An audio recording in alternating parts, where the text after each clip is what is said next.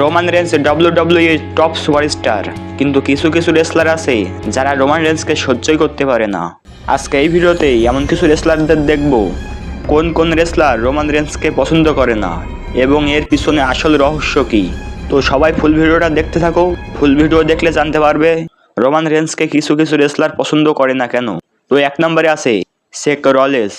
Roman রেন্সের প্রথম বড় rival হলো সেক রলেন্স। শিল্ড ভাঙ্গার পর থেকেই তাদের দুইজনের মধ্যে বড় বড় প্রতিযোগিতা শুরু হয়। কেন সেক রলেন্স রোমান রেন্সকে পছন্দ করে না? কারণ দুইজনেই সব সময় টপ গাই হতে চাইতো। রোমান রেন্স, সেক রলেন্স আর ড্রিম ইমরোজ এরা তিনজন একসাথে শিল্ড গ্রুপে ছিল। শিল্ড ভাঙ্গার পর সেক রলেন্স চেয়েছিল সে হবে ডাব্লিউডাব্লিউই এর 1 নম্বর লিডার, কিন্তু ধীরে ধীরে রোমান সেই জায়গায় পৌঁছে যায়। সেক রলেন্স ভাবতো রোমান সব দিক থেকে সুযোগ পেয়ে যায় আর আমাকে সবকিছু কষ্ট করে অর্জন করতে হয়। তাদের ম্যাচগুলোতে শুধু রেসলিং নয়, মানসিক লড়াইও দেখা যেত। এজন্যই সেক রলেন্স রোমান রেন্সকে পছন্দ করে না, তাকে সবসময় শত্রু হিসাবে নেয়। 2 নম্বরে আছে ব্রক লেসনার। ব্রক লেসনার মানেই ধ্বংস। রোমান রেন্সও একই রকম শক্তিশালী। যখন এই দুজন একসাথে মুখোমুখি হয় তখন পুরো ডাব্লিউডাব্লিউই রিং কাঁপে। তাদের ওসমেনিয়া সেই ম্যাচগুলো ডাব্লিউডাব্লিউই এর ইতিহাসে সবচেয়ে বড় মুহূর্ত। এই ম্যাচগুলোতে বোঝা যায় দুজনে আলাদা লেভেলের সুপারস্টার। ব্রক সবসময় চাইতো সেই থাকবে সবচেয়ে ভয়ঙ্কর রেসলার। ব্রক লেসনার স্বীকার করছে রোমান আমার সবচেয়ে বড় হুমকি, একে হারানো এত সহজ নয়। এটা কোনো ব্যক্তিগত শত্রুতা নয়, এটা তাদের দুইজনের পাওয়ারফুলের লড়াই, কে বেশি শক্তিশালী। 3 নম্বরে আছে কেভিন ওয়েস। কেভিন ওয়েসও রোমান রেন্সকে পছন্দ করে না।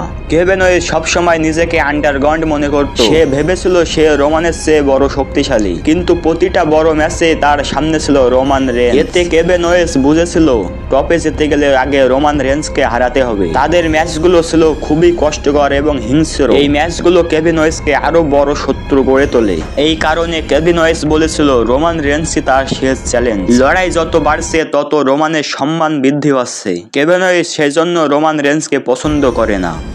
4 নম্বরে আছে ড্রু ম্যাকিন্টায়ার। ড্রু ম্যাকিন্টায়ার সবসময় চেয়েছিল সেই হবে ডাব্লিউডাব্লিউই এর সবচেয়ে বড় ভবিষ্যৎ, কিন্তু সেই স্বপ্নের পথে প্রথম বড় বাধা ছিল রোমান রেন্স। দুজনেই শারীরিকভাবে শক্তিশালী এবং লিডার টাইপ। ড্রু ম্যাকিন্টায়ার ভাবলো আমাকে এগিয়ে যেতে হলে আগে রোমান রেন্সকে সামনে থেকে সরাতে হবে। এজন্য তার সাথে রোমান রেন্সের বেঁধে গেল বড় শত্রুতা।